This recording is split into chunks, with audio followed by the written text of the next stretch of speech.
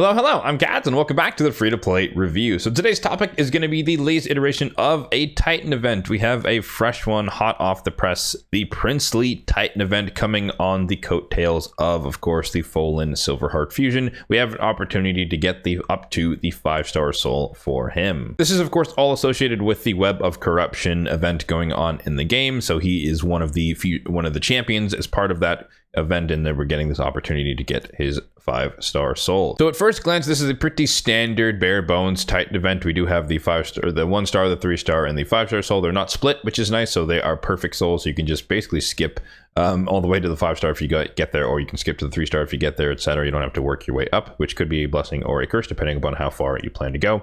But in terms of the rewards overall, pretty standard stuff. Got some Plarium points in there, Ancient Shard, a pretty useless relic, if I do say so myself, the Grail of Agony, some energy along the way, Chaos Ore, the 3-star soul, of course, Skull of Treason, which I think is pretty decent. However, I don't think most people need multiple versions of the Skull of Treason. I myself happen to have 2 already, so getting a 3rd is nice, but it's not really necessary, I think, for majority of people, because you kind of put it on 1 or 2 of your HP burners and you kind of move on. But I digress. Let me know if you disagree with that. But there's a higher value for the Skull of Treason. But for me, if you don't have one, then this is great. Of course, if you do have a couple or one, then you probably don't need a second copy. But I guess it doesn't hurt to have it. So an Immortal Soulstone, more Chaos Ore, more energy, and then the more Milestone 5s page is the more juicy stuff, as we always like to see. The Void Shard, Legendary Tome, Mythical Chaos Ore, Mythical Tome, etc. As per usual, there are a total of 1,750 points up for grabs, but you only need 1,500 to max it out entirely, i.e. you can skip 250 points across all the events. That is assuming you're going all the way out to up and through Milestone 5. But of course, if you're targeting Milestone 3,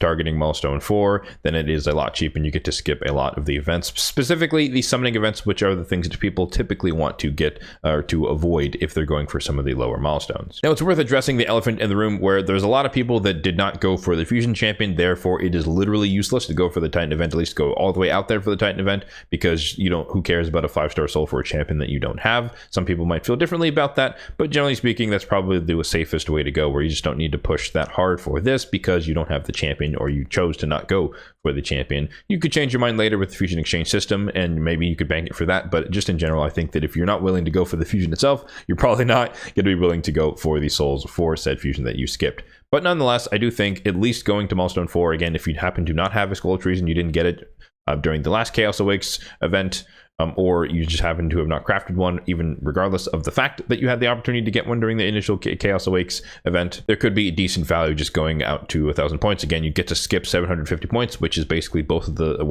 all of the summoning events usually, and some other things along the way as well. They could just make it a pretty leisurely experience if you want to go there. And then if you do happen to have gone for the champion, but you don't feel like going, breaking your account to try and get the 5-star, the 3-star is probably okay, just because at least you get the 2-star where you get the bonus attack, which helps him deal a little bit more damage, and then you're set up for pursuing the 4-star if you so chose from the lower tier or the middle tier essence or coins and whatnot to get the crit damage. If you wanted to pursue that in the future. Now, in terms of my particular plans, as usual, I plan to go all the way out there to the 5-star soul. I did go for the Fusion Champion. I do think he's going to be useful for me on my account. In fact, you can check out the details of my report out on the Fusion on my community tab page, where I posted, the deltas of all my supplies and whatnot, and kind of talked about where I plan to use the champion. But the 5-star soul will be beneficial to me on my account for sure, just because I do plan to use him in PvE content where applicable. Now, apparently, Plarium learned their lesson from the last time where they actually released the entire Titan event calendar off rip, and we got to kind of see all of the events in the calendar and kind of pick and choose what we wanted to skip way ahead of time. Unfortunately, they did not do that again this time, but nonetheless, I do have my standard spreadsheet here where we're going to start to track all of the events as they go live, and kind of summarizing those and highlighting the ones from the past and from the future as far as predictions and whatnot. But this is the same spreadsheet, link in the description box down below, that has the Fusion plan log as well as various other tools. But the main thing to take away here is that we're just looking at all the events and tournaments here. These are the summary of the milestones here on the right hand side for getting each of the rewards, each of the nodes for the Titan event points, and then here is a summary of the calendar. So once again, I wish they did it like they did for the anomalous one for Empress, where we just got to see everything up front, and I was really able to make a nice clean plan as far as how to get to the 1500 points. But in this case, we're kind of gonna go the old school way of going piecemeal. So we have the first third, I guess maybe the first half or so of the events. So once again, the link to this, it will be in the description box down below if you'd like to follow along as I populate the items or populate the events as they go live in the game, or more appropriately when they start to go live in the calendar as we start to get closer and closer to the end of what's been published already. So my initial thoughts for the layout of this particular Titan event thus far is that they have mentioned that there's going to be a challenge tournament for this iteration of Spider. My guess is that it's probably going to be something with, you know, the Nyresian Union maybe only Spider tournament. That's kind of my guess. That way it's featuring champions, you know, from Sylvan Watchers, the Dwarves, the Argonauts, of course, and all that, kind of the newer factions in the game. There's also the event dungeon is live. That means it is fair game for acquisition of points. And in fact, one of them has already been shown up in the game as going live tomorrow. So the previous two Titan events didn't have, the event dungeon was closed, so that didn't apply. But there is precedent for having event dungeon events, or tournaments rather, as part of the events, as part of the tournaments for the Titan event. And thankfully, the milestones for those have been historically low, so I don't have to worry too much. Hopefully, fingers crossed that we're kind of following the same pattern. And the last thing to mention is that they have already announced that there will be a summon rush for this upcoming weekend, meaning that there's probably not going to be a hero's path associated with this Titan event. That's just the most likely outcome. I'm expecting that we're going to get a double summoning setup here instead of a triple summoning setup. So there's probably going to be a champion chase, and instead of a hero's path, it's going to be a summon rush. There may or may not be a deck of fate. It's been a while since we've had a deck of fate in a Titan event, so I'm expecting that to kind of make its return.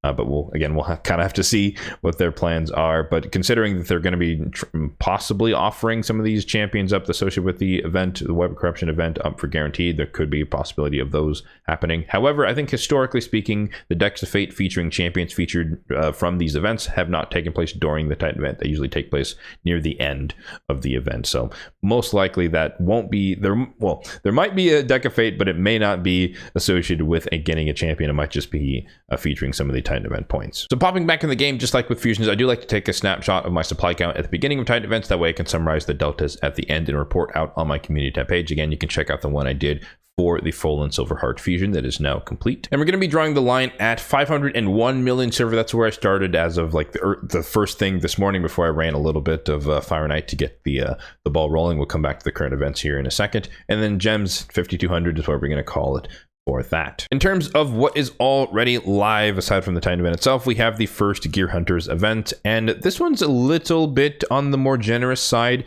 Typically, or in the past, the third milestone here was up at 3950, so it's nice to see it down at 3350. So it's a little bit easier, a little bit more lenient, a little bit more feasible in 3 days, but it's still definitely going to probably take a little bit of extra effort in terms of gems and/or energy to make sure you get all the way out there. But it is nice that, you know, it's a little bit lower than usual. However, getting Chaos War would be kind of nice.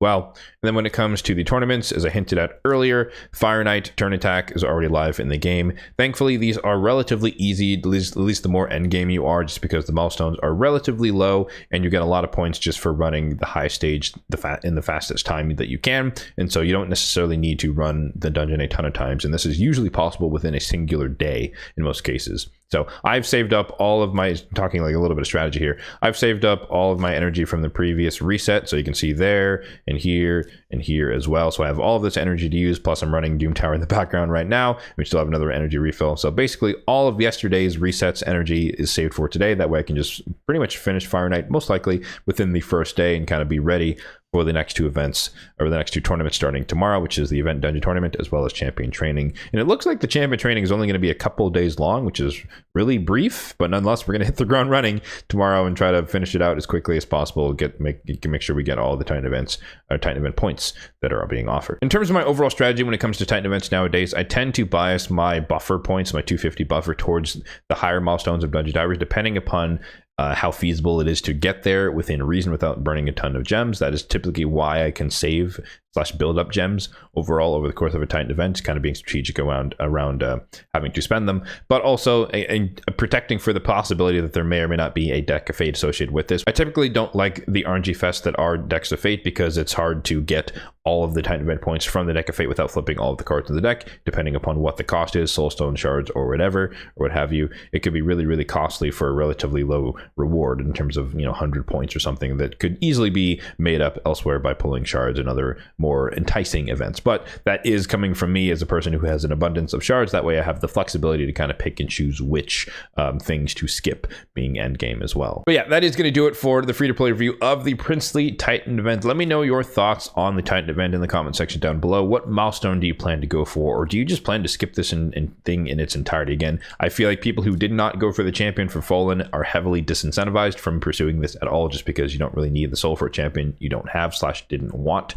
But once again, I do recommend trying to get yourself a Skull of Treason if you already don't have one or two. But if you do have a couple or more, then you probably don't need subsequent copies. But if you don't have one at all, this would be a decent opportunity to get one and just have it banked for any future content where you might want to use an HP burn, a champion in PvP and or PvE. As always, if you did find this video helpful, then be sure to hit that like button down below. It really does help out the channel, and feel free to hit the subscribe button down below as well, if and only if you're enjoying the content overall on this channel for more content just like this one in the future. Thanks for watching and have a good one.